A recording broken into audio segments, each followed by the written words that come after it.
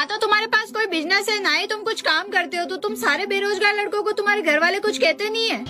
ये मैडम घर वालों की तो पूरी कोशिश है कि भाई वो मेरे को निपटा दे, पर वो क्या है कि वो मेरे को जान से नहीं मार पा रहा है। बाकी शुरुआती दिनों में दिक्कत रहती है थोड़ी, बाकी फिर आदत पड़ जाती है सुनने की। पर अब मेरा कोई टेंशन ना है, अब मेरे को हर एक मिनट का पता चल गई मैडम कि मेरा घर वाला मेरे को कब और क्या बोलेंगे। सुबह उठते ही 2-3 गाली बगेंगे, फिर आराम से चाय वाय दे देंगे और चाय वाय पियो और तुरंत घर से निकल जाओ। दिन में घर बना रहना।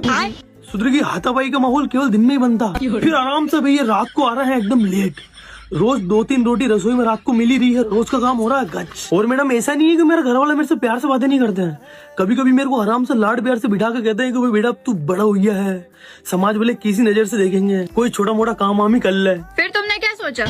मैडम मैं क्या सोचूं, मेरे को तो कोई तकलीफ ही ना, तकलीफ तो घर वालों को है। मेरा तो रोज का लेवल बैठ रहा है, 2 टाइम की रोटी मिल रही है, इसकी मोसिया काला गुलाब जामुन मारूं मैं, क्यों मेरा पैर पे गुलाड़ी मारूंगा।